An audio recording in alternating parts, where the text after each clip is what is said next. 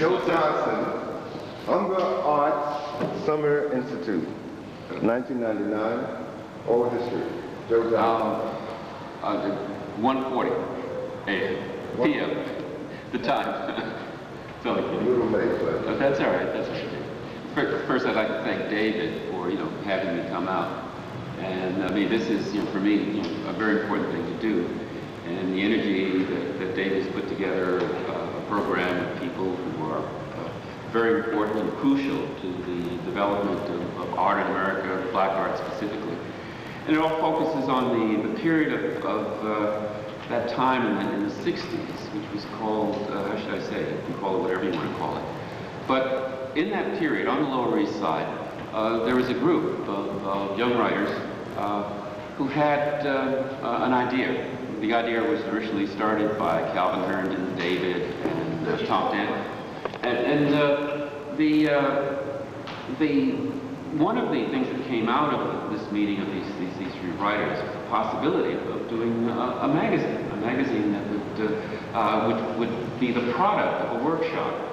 The workshop had many aspects to it. It was a place where you can vent and you can invent.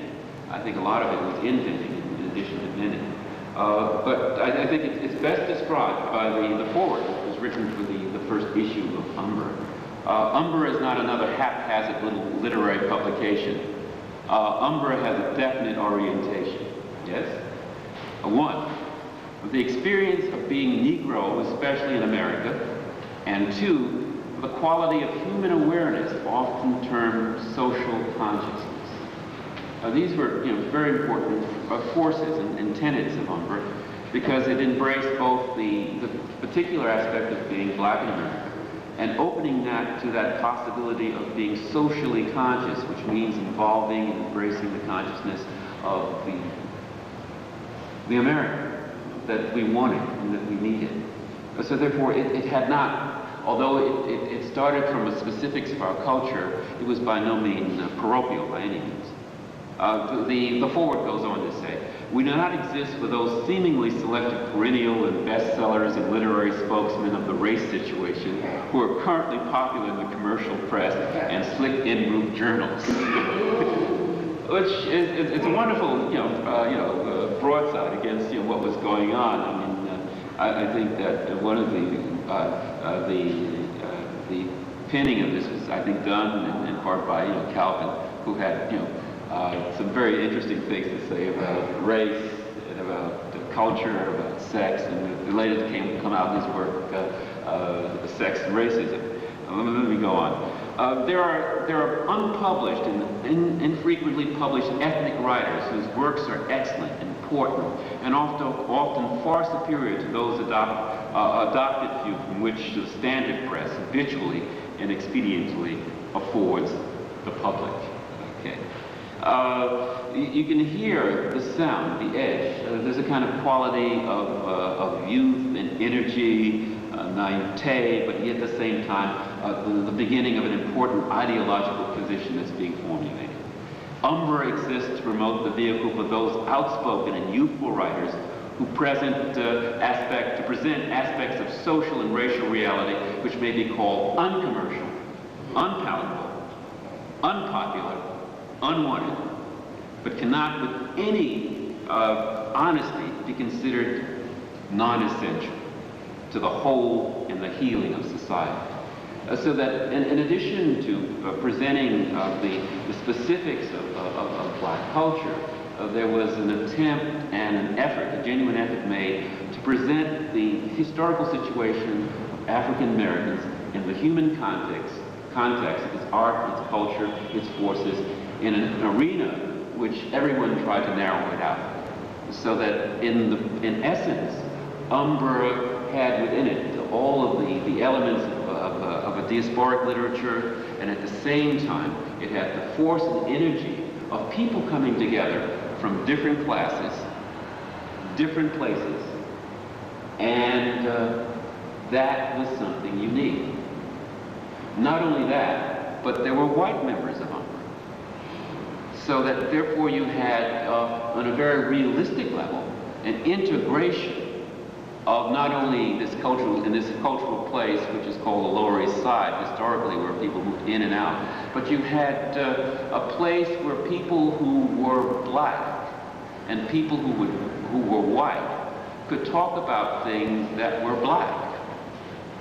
And in talking about them, they created a forum that provided an important focus for the writing that was to come out of the 60s.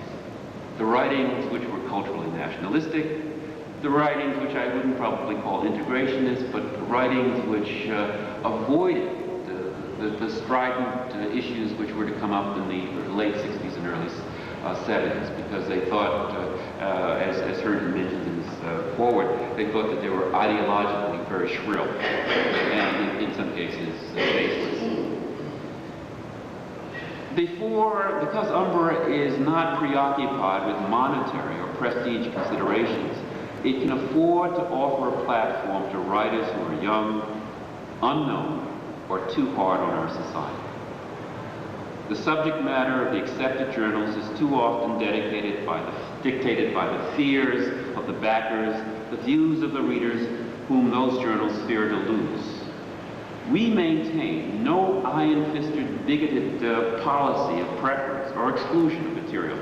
Umbra will not be a propagandistic, a psychopathic, or an ideological axe grinder. We will not print trash, no matter how relevant it deals with race, social issues, or anything else. We're not a self-deemed radical publication. We are as radical as the society demands the truth to be. We declare in an unequivocal commitment to material of literary integrity and artistic excellence. I mean, which was a strong stand. A strong stand. Very strong stand. Can I get an amen on that? We will finance ourselves by contributions, sales of the magazine, fundraising parties. A writer whose material we use will receive 2 copies of the issue, which his work appears. We hope your support will enable us to eventually reward our contributors in cash. Never came about, but it was a good idea. A self-addressed envelope, which is stamped, that must accompany any unsolicited manuscript. Send us your material, your poetry, your short stories, articles, and essays. And if you believe Umbra deserves to survive and to grow, a subscription would help. Umbra exists for you. It's great. I mean, it was the tone. I mean, it was captured in a way that that brought out and welcomed people who were generally displaced. When I say displaced people, generally when you think of expatriates, you think of them outside of the United States. But many of the expatriates we could consider exiles from within. And many of the people who first came to Umbra were exiles. Exiles from middle-class situations, upper middle-class situations, from lumpen situations, like myself, an exile from the projects. And we found that there was something that we had to talk about. Now, when Tom and Patterson, Raymond Patterson, because there were other Pattersons to come, and Lloyd Addison, when they talked about the possibility of putting together a magazine or a workshop, there was a need. Tom, in some interviews, Tom Dent talks about how in talking to Raymond Patterson, that Patterson put him in contact with Calvin Herndon. And these were guys, and through David, Calvin through David. David, you were a friend of Calvin, so therefore you know. So that's how we. And I found out about David from a friend of mine came up to my house. I was living above the place which they call Slugs at the time, and there was a woman. I don't know if you remember, a Joyce Burt, and Emerson Washington. It was like the ideal couple. And she said, Joseph, there's a young guy down there living in your area that you should know. His name is David Henderson. He writes poetry, and he's very, very good.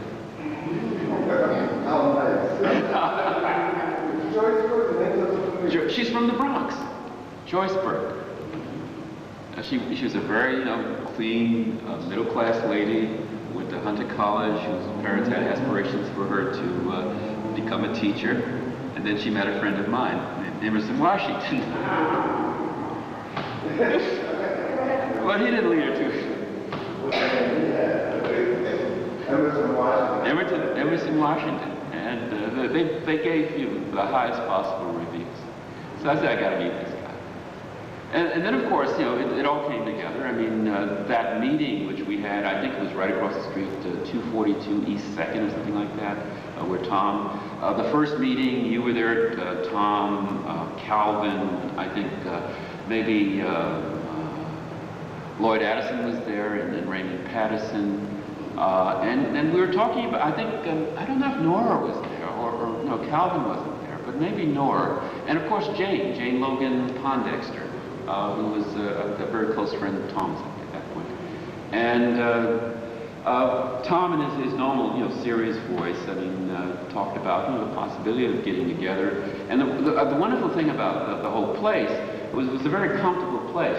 There are only two things you could do. You could go to the living room was the room that that Tom lived in. And then there was a kitchen which you could eat, and there was a bathroom which you could shit. So it was just essential, like a submarine. Everything was very, very tight. So whenever you had an argument at these meetings, you could never really leave the argument. It was a sort of a physical environment which contained you. It was everybody, when they talked about stuff and they had heated opinion, was on lockup. They were locked down in that situation, and they had to fight the issues out. So that it was a very important space, because I think that everyone knew at that time. Some worked, some didn't work. Everyone knew at that time that on Fridays, there was a place that you could come and you could drink wine from a big gallon jug, and you can talk about things that you were writing. So it became a natural magnet for all of displaced people, especially the young black writers who had a lot to say. Now, in this group, the point of development was, it was uneven. I think that both Tom and Calvin, and remarkably for his age at that time, David, were very developed writers. They were writers who had a vision of the culture. Much of it inspired, I think, in influences that came from people with, I would say, Hughes, his hand was there. His hand was there. They had mastered a kind of a colloquial rhythm which was not in any way slick or glossy or stylized. It was coming from the honest place of Calvin and Tom's southern roots, from David's experiences in the Bronx. And it had focused, the writing was focused on the experience, the text of their lives. So therefore, when they were to write poems about themselves, and they would write poems about their experience, it was not as if they were, taking it from the standpoint of beginning as writers. They were coming to it from the vantage point of knowing essentially the trouble that they were in, and the trouble in terms of the spiritual angst in which they had to take themselves out of to find themselves. And they knew, like I knew, and most of the writers who came there, that this was the forum, this was the place. It was a place which was never relaxed. It always had a very, very competitive edge to it. The competition came out of not only listening to the criticism, which was sometimes well received and sometimes it wasn't well received. It came out of the need for most of the writers to improve. When I say improvement, to take what they were working and fashion it into not so much a tool or an instrument, but more or less a weapon. The weapon was not directed toward any kind of a white target. The primary focus of the weapon was to go inside and destroy that part of them as artists which was weak and that could not accept the harshness, the cruelty of the society. And they had to burn out all of that weakness. So therefore, it was a process of forging themselves into strong individuals, so that the writing of that period comes out in a way which has a kind of, how should I say, a quiet kind of anguish, For example, in Tom's poem, the figurine of dreams and sometimes nightmares, in that section of the first issue of Umbra, Tom Dent writes a poem about night dreams black. Being beat down, I would fly away on wings of a hawk to Burma or Peru or 141st Street, where black memories lie on float, ascending like soft cigarette smoke. Memories float. Their persistence terrorized me, like awakening tigers clawing at the cage of my mask. Were I a tiger, were I ever a tiger, were I reject tigerness, would I cry a tiger's roar? Were I a tiger roar, a cry against my cage, cage my tiger. Gloria was my son, would I forget that? What was my child in growing? You tell me that Harlem is jazz, black zoot-suited. Were I a tiger roar, a cry against my cage, cage my tiger. Gloria was my son, would I forget that? What was my child in growing? You tell me that Harlem is jazz, black zoot-suited. For our love moments, central to our love moments, inextricable. Was her scream drowned by our own loving, perhaps? Perhaps she was already cold.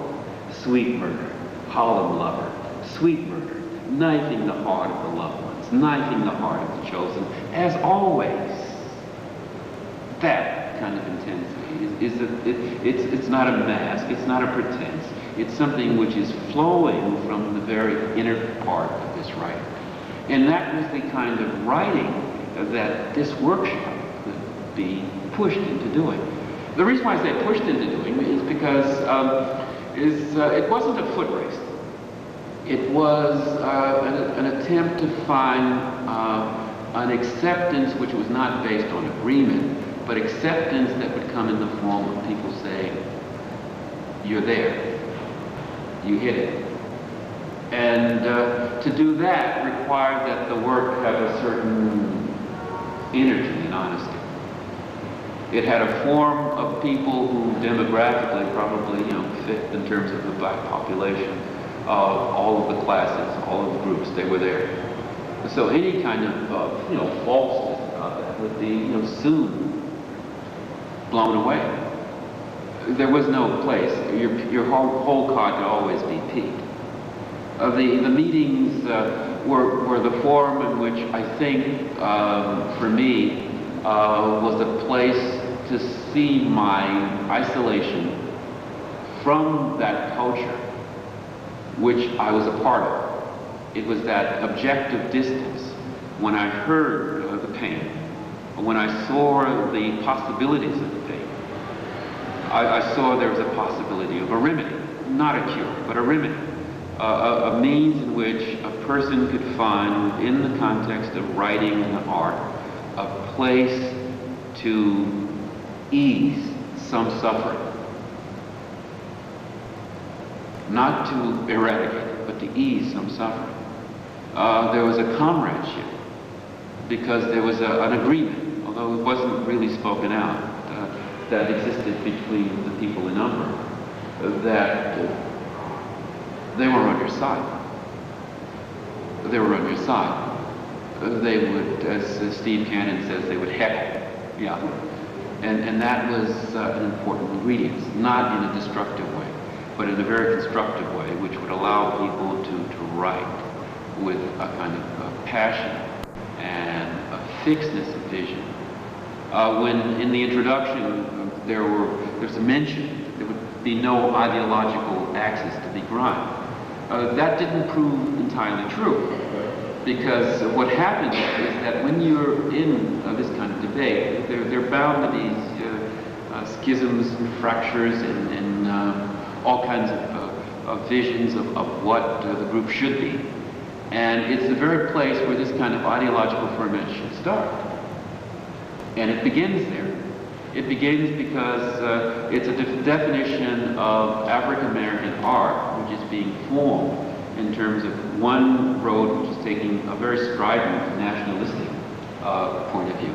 And another group that's saying that within the context of America, there is a place for my art, although I have misgivings about America, but there's a place for my art which is not isolated artistically in terms of its standards, not isolated in terms of what it means and it can mean to other people.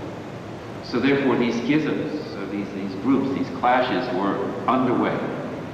For those who probably, probably some of the tapes talk about the detail about the history of how Umber, ended. But I'm not of the opinion that Umber ever ended. I'm saying that there were serious differences that were to appear over art and ideology. The art, of course, was I think David probably has some strong feelings about this, about the groups that formed. One was more or less, it was over the poem that was about, had a lot to do with the assassination of President Kennedy, whether or not it should be published or shouldn't be published. The editors thought that maybe in good taste that we might move away from that. Within that group there was a certain faction that said, no, let it fall where it may. And as a result, that was, it tended to be a very divisive point in the history of Umber. Because at that point, the line was drawn between those who were nationalistic, cultural nationalistic, which was to be called later, and those who were poets who thought that, hey, we can't say that the world is all black. And in doing so, that would impose certain limits. Now, these were necessary tendencies within the movement of art, and especially black art during that period, because they helped define the dimensions and the directions of where the art was to go. It was absolutely necessary for this disagreement to occur. But in the midst of that disagreement, there was never really a kind of a serious leading away of a love of the culture from which the art was inspired. No one ever deserted that ideal. And although you have a tremendous range in terms of the writers, in terms of what they took up, I mean,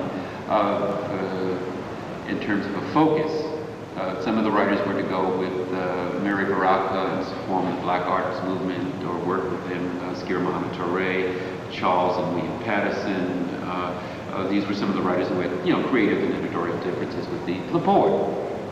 But they never left, with some arguments unresolved, but they never left in terms of being totally divorced from this experience, which had, to a large degree, had shaped and informed their ideological development. Let me just read a few more of the poems that appear in that first issue. So, yeah. Hold the cover up. Oh, the cover up, certainly. Okay, this is the first cover. That. The cover was Tom Felix. Just hold it right in front of you. And I'm going to, that's perfect. And I'm going to zoom in on that. And just hold it a little bit up. Higher? No. Down? Yeah, that's perfect. Okay, that's perfect. Okay, and I'm going to zoom back. Great. Okay. Yeah, there it is. Cool. This is the first issue.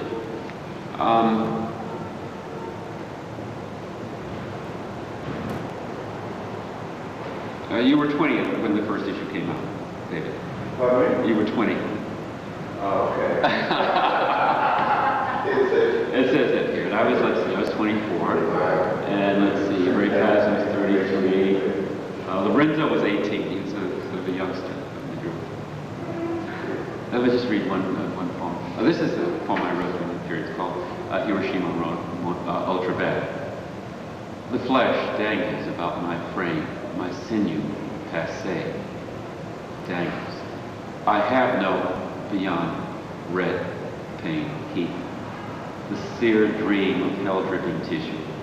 The flower's ash, the flesh are one beneath the flame. I like that one. Who's that? That's me. That's me.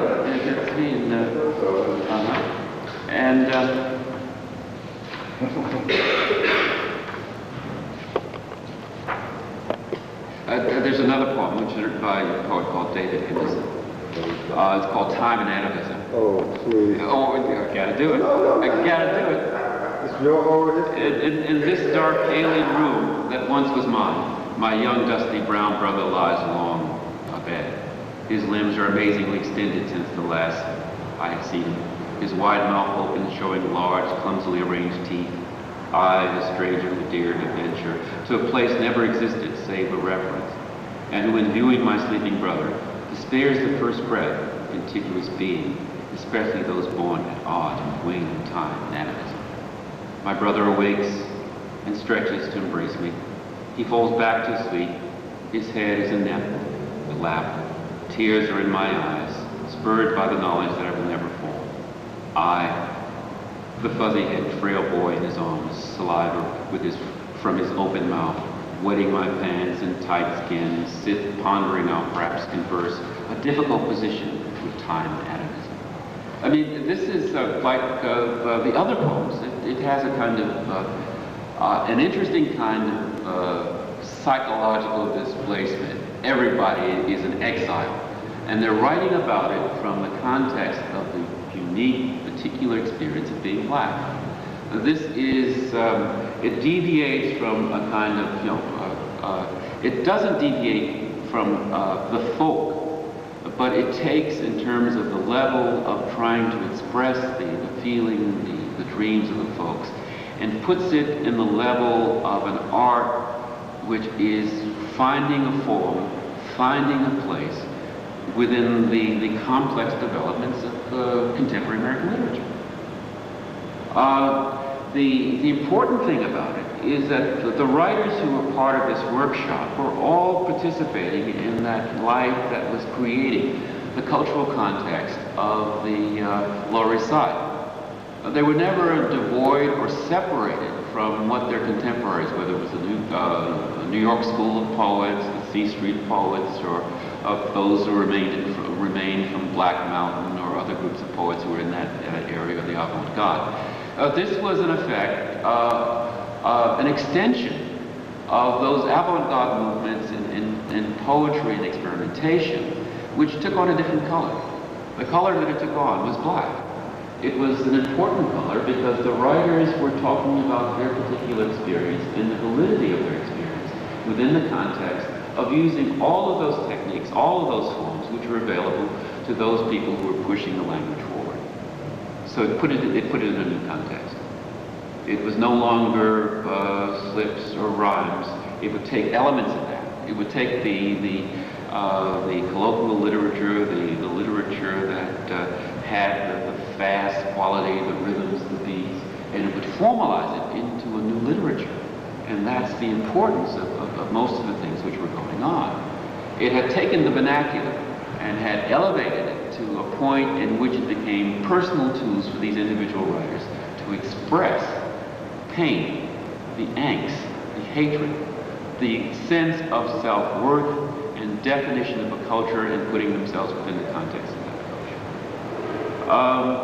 I think that when we look at Umbra, we can't really frame it in a past context. It operated within the context of all of the experimentation that was going on during the 60s in the Lower East Side. It operated in connection with the movements of theater, the Negro Ensemble Company, the Mama, all of these experimental works and productions. It was at a time that was inconvenient for the society insofar as the society wasn't ready for the anger and the confrontation and the quality of the ideology that was to develop. But it was convenient for the writers because at this time that the society in terms of the movements in civil rights, the movements in terms of personal awareness of the freedom that the society from its was breaking from the shackles of sort of a post-war, post-McCarthy period, was coming into its essence. It had gone beyond beat, it had gone beyond hip, it had reached the point where the writers who were in the Society of Umbra, in collaboration with the forces of contemporary arts, were building a new idiom. I think that I'd like to play maybe just a selection of tapes so that I can work on some of the things which come up. Okay. Okay.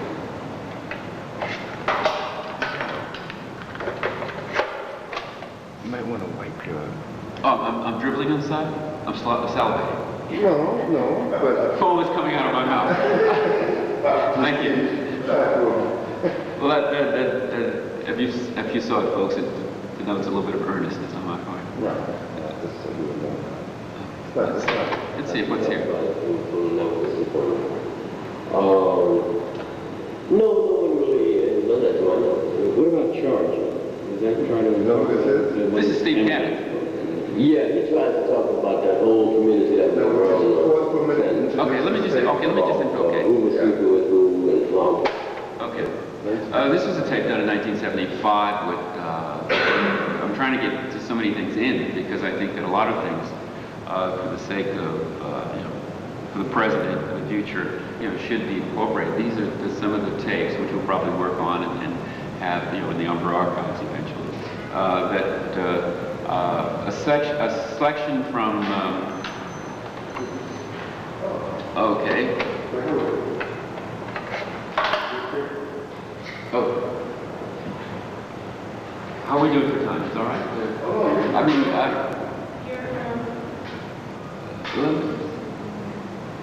let me stop. I mean, Stop? yeah, I mean, that's it. Stop for what? Oh, okay. We're flipping the tables. Is there any smoking allowed in this building or what? Is there what? Smoking allowed? Not in the library. Okay. Do you want to take a break and have a seat? No, I think we should just run through it. You want to? Okay. Ready? Okay. Let me just, this is some of the selections from a tape that was made in 1975 or 74, circa, of Tom Dent on the tape, and I think it's also Steve Cannon. Steve Cannon, yes, was in the house. Let me just play a few sections and talk about what we've heard. It took going back to the... This is Tom Dent. ...to be able to digest. Now, what it means to me, coming from the perspective, even when I write about the song, is that it was a tremendous exposure before its time to all the new developments of urban black writing and black consciousness. Okay, certainly. In the tape, Tom is talking about the... Okay.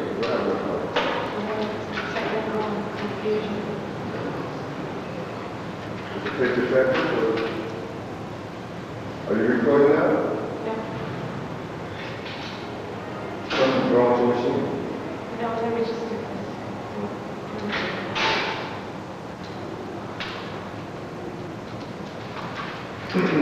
You all right now? You want some water? You want to take a break? No, 2 minutes.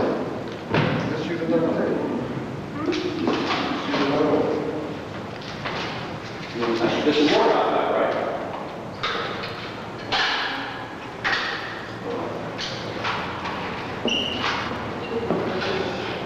Recording with the machine, with the video. Okay, good.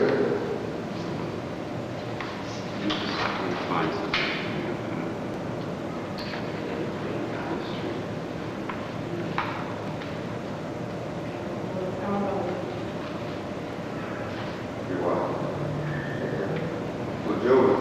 Yeah, I was just saying that, you know, when we talk about the Umber experience, how it would have an impact, you have to realize that all the writers were never in any kind of cultural isolation. They were always involved, like David had, you know, connections with the Black Actors Guild. He used to play softball, right? The Negro? Yeah. And John Monet? Oh, okay. Yeah. So it was never, always in the group there was a connection between not only, you know, the written arts and the dramatic arts, but also the painters, the musicians. They were all, you know, sort of a primary focus. So that we have to look at it. It was sort of a holistic kind of an enterprise, where the concepts that the painters were exhausting, like Overstreet and other guys, photographers were always involved. There's Leroy Lucas, Al Simon, and the musicians like Archie Shepp and Don Cherry and those guys. They were always close in terms of the impact of it. The thing is that the influences that the writers were drawing from were vast. I mean, being in New York, and being in New York at that time, I mean, opened the door for writers to not only to develop their art, but to understand the source of their art. And I think this is a tape that I made a number of years ago. And Tom Dan who went on to work with the Southern Free Theater, is talking about the effects of the Umber experience and the experience of being in the North, and how that had a direct bearing on his writing in the South. Because even though I was in New Orleans, I moved to New York. Do you think that you were an exile when you were in New York? Experience and the experience of being in the North, and how that had a direct bearing on his writing in the South. Because even though I was in New Orleans, I moved to New York. Do you think that you were an exile when you were in New York? No, I didn't think myself as an exile because I wanted to be in New York. You know, I came to New York deliberately, purposely. And I think when you're in exile, you're in a place where you're just walking there.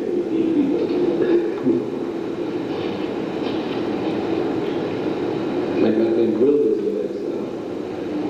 And that's a kid. And that's a kid. This is Steve Cannon is also doing the interview. So you think Herndon's success was the first success, or in the introduction, there's a statement about Umber exists to provide a vehicle for those outspoken, youthful writers who present aspects of social and racial reality which may be called uncommercial, unpalatable, unpopular, unwanted, but cannot with any honesty be considered not. In this particular statement, we were struggling for a statement of what we would easily call now black consciousness. Mm-hmm. But at that time, we just didn't write it. Because I think we were very concerned about each writer's individual direction and the right of even a black writer to write like Raymond Patterson had a beautiful poem about the suit. About Resurrection Day. Resurrection Day. Which is that in the first song? Yeah. Okay. And that's the reason why we didn't jump right into We Are Black magazine, young black writers who gonna knock the world over with all black. How was the Herndon success greeted?